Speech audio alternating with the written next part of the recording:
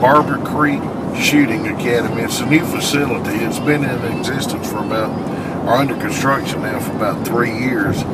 But we're going up to interview the owner and CEO, Mr. Mark Simpson. But I've been around the country, literally around the world at different ranges, and this is probably the best one that I've ever seen as far as put together, and it's growing every day. And we got a wide variety of things we're going to show the public today, and hopefully pique some interest in it up here. But it's located on Highway 165, just off 431 north of Eufaula. But we get there and talk with Mr. Simpson and let him tell us about his facility.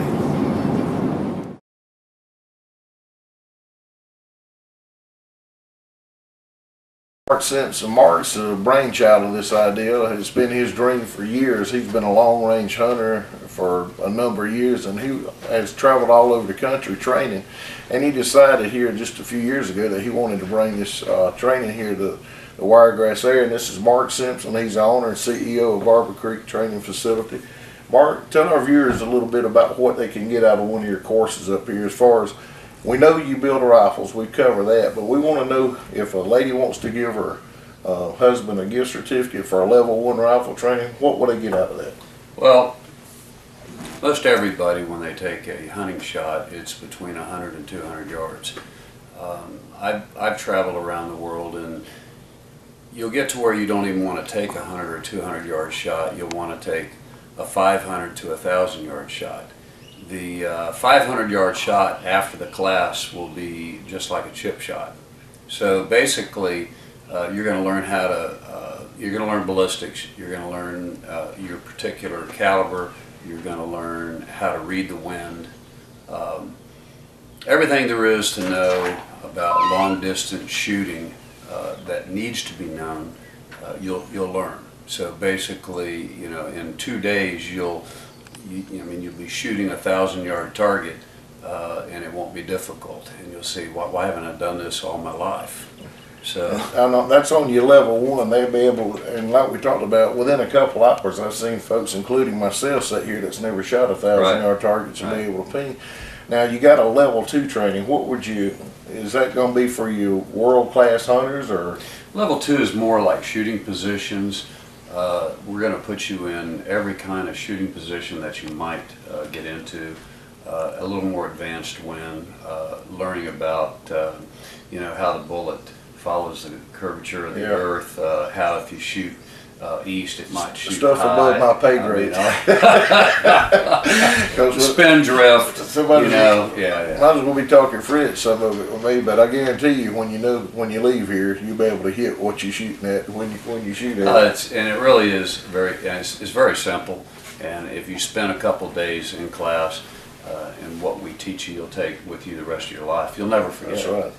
And one other thing here, it's not just for hunters. They train law enforcement officers here. Some military's been through here. I know you had some guys in the military shooting. Right. We're not per se a military training facility, but law enforcement, police survival training, home and self-defense, how to teach women, basically awareness and how to carry their pistol, when should they use it, when should they not use it. So basically they can come here and get everything they want. That's right. Which this area's been needing for a long time. Plus some good food.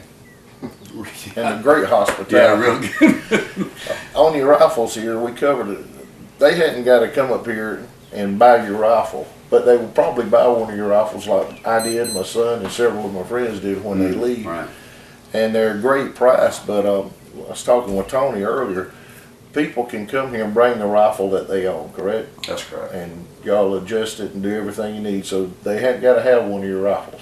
No, basically what we'll do is they'll use our school guns for the training purposes, because we know the ballistics. It's easy to convey how to turn the dial for yardage, for the minutes, and then at the end of the class, if they have their rifle, we'll zero it in, we'll shoot it, we'll be sure that everything's correct on it, everything's tight. So many things can go wrong with a rifle, and everybody's had it, where you have your favorite hunting rifle, and then all of a sudden the rifle starts shooting off, or you say, I know I didn't miss that deer or whatever, but right. You know, they get bumped. Well, that's one thing I've noticed, and I've bought some expensive rifles in the past. Obviously, nothing to the quality of these weapons, but you go in a store and you hear a name brand, and I'm not going to call them because I No, can't do that. But you go in the store and you think because the rifle's $1,300 to $1,600, $1,800, and you buy a name brand scope and stick on there, you think you got a setup, and you really ain't. We've proven that with my son's rifle and with my own rifle. Yeah. Going by what we heard or what we read, and I thought I knew a little bit about rifles and optics till I come up here, and I realized how stupid I was, and I'm glad I come up here and got some of the training, because if you're going to put the time and money into it, put the good quality time and money into it. It's not cheap. No, it's not. It's really not, and you spend a lot of time in the woods learning the animals, learning the environment, and then if your equipment doesn't do the job, then Exactly. you're backing up. And that's what happened with my son and I both with our rifles. You know, we thought we had those good quality rifles, and you get out here and you can't shoot consistently at 400 yards. That's not real good.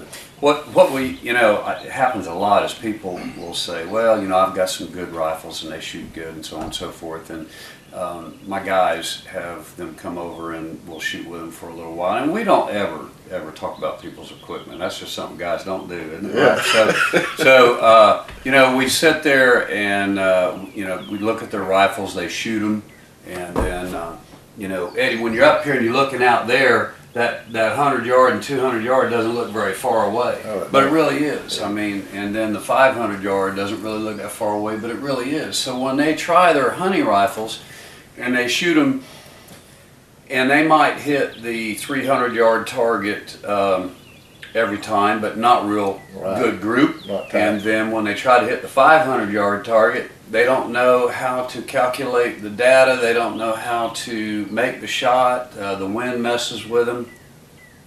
So I'll go, look, Eddie, why don't you shoot one of my rifles, and let's just use a rangefinder. Let's range it, and then look here. I got this little cheat sheet right here, and let's just dial in what we call the dope. And it's real simple. And then I'm going to explain a little bit about the wind. I'm going to talk to you about the mirage. You remember sitting up here and we're going, you know, me telling you, do you see that mirage? It looks like the and that's one thing we covered earlier when we were talking with Tony about why you've got your range set up like this on like a baseball diamond, is because you get the different wind variations out here. So yeah, you got a big opening over there. You got a big one over here. You got winds that come in, they swirl around. So, you know, it teaches you to pay attention to your environment, and we all do it when we go to sit in a box or a stand or anything. You know, we teach people, look, start looking at your environment. Look 100 yards out, and what is the wind doing? And then look with your binoculars and look further out, and what's the wind doing out there? Because here the wind could be blowing this way, out there it could be blowing that way. It's crazy. Makes a lot of difference in that shot. It really does, but it's all stuff. I mean, listen, I had to learn. So, you know, we've spent a lot of time with you, and in your law enforcement career, you've had to use your knowledge that you've learned. So it's real basic, but there's steps that you take, and it, you know, I mean, look how you're shooting now. Yeah, much better. And I've shot all my life and thought I knew how to shoot. Oh, sure.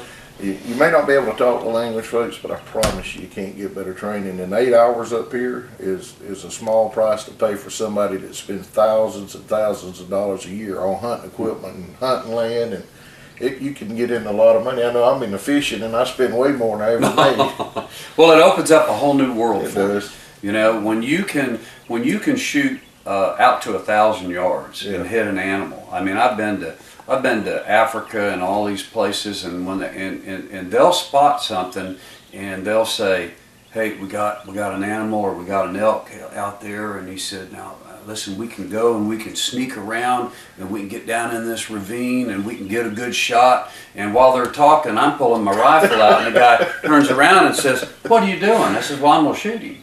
And he goes, "You're going to shoot in from here." Saves a lot of water. It really does. So it opens up a whole new world for you. So, you know, and it's exciting. It does. You know.